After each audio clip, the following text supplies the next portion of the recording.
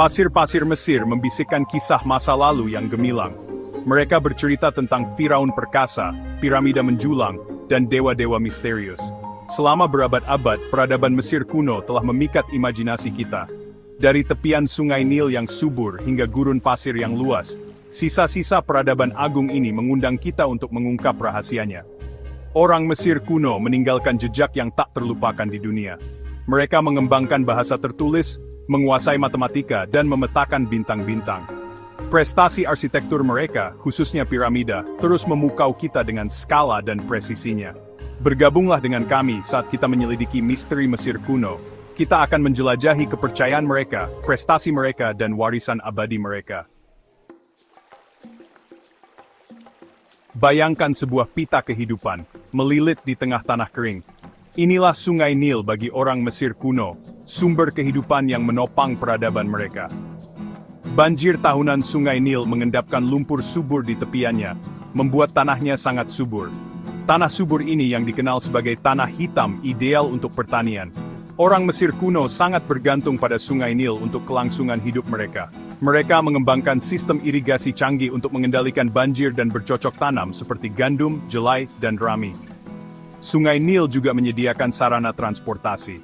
Perahu yang syarat dengan barang melintasi perairannya, menghubungkan masyarakat dan memfasilitasi perdagangan. Sungai Nil lebih dari sekadar sumber kehidupan, itu adalah pusat pandangan dunia orang Mesir.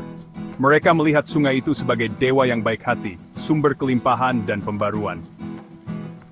Ritme sungai Nil, banjir dan kekeringannya, membentuk kehidupan dan kepercayaan mereka. Muncul dari pasir gurun, piramida Mesir berdiri sebagai simbol abadi dari dunia yang hilang. Struktur kolosal ini bukan sekadar makam. Mereka adalah gerbang menuju akhirat bagi para Firaun, Raja Dewa Mesir kuno. Orang Mesir percaya pada kehidupan setelah kematian, sebuah perjalanan yang penuh bahaya dan janji pahala abadi. Piramida dirancang untuk melindungi mumi Firaun dan harta bendanya, memastikan perjalanannya yang aman ke akhirat. Di dalam struktur batu besar ini, para arkeolog telah menemukan ruang pemakaman yang rumit dihiasi dengan ukiran dan lukisan yang rumit. Dekorasi ini menggambarkan adegan-adegan dari mitologi Mesir, menawarkan gambaran sekilas tentang kepercayaan mereka tentang kematian dan akhirat. Piramida yang paling terkenal adalah yang ada di Giza, yang terletak di pinggiran kota Kairo modern. Piramida Agung Giza, yang dibangun untuk Firaun Khufu, adalah yang tertua dari 7 keajaiban dunia kuno dan satu-satunya yang masih berdiri. Skala besarnya mencerminkan kekuatan dan ambisi para Firaun yang menugaskannya.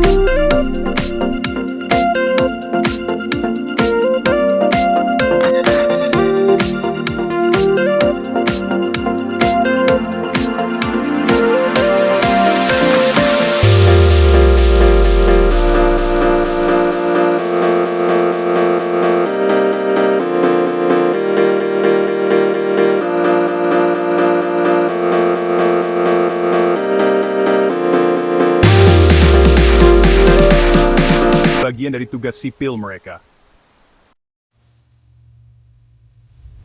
Bagian 5, Firaun dan Pendeta, kehidupan di Mesir kuno.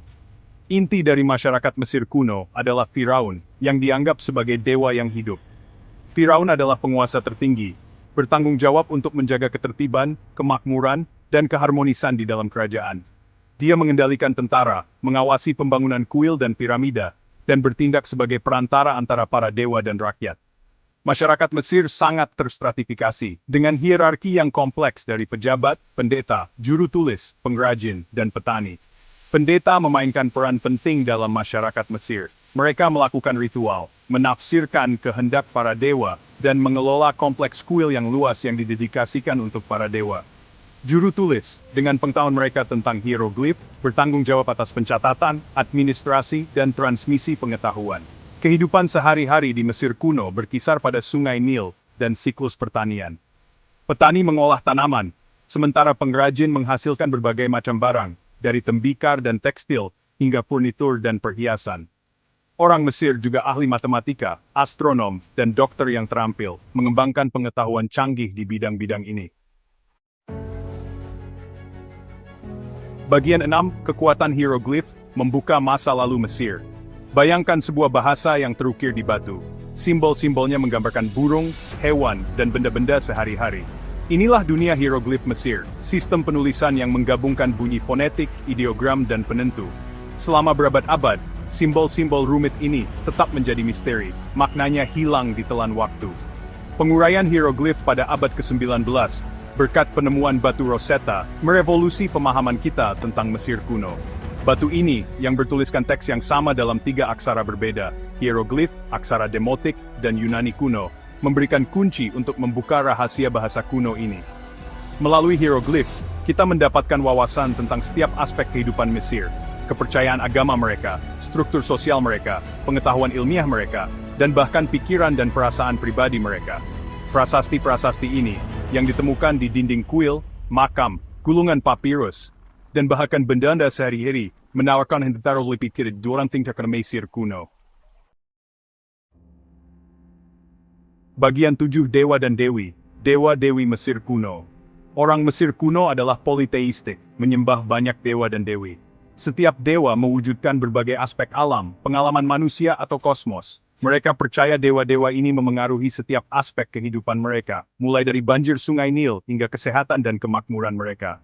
Di antara dewa-dewa yang paling penting adalah Ra, dewa matahari, Osiris, dewa dunia bawah dan kelahiran kembali, Isis, dewi sihir dan penyembuhan, dan Horus, dewa kerajaan dan perlindungan.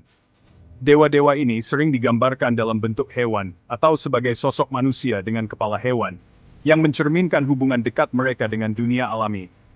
Orang Mesir menyembah dewa-dewa mereka di kuil-kuil yang megah, dihiasi dengan tiang-tiang yang menjulang tinggi, ukiran yang rumit, dan patung-patung kolosal. Para pendeta melakukan ritual setiap hari, mempersembahkan kurban dan doa untuk menenangkan para dewa, dan memastikan dukungan.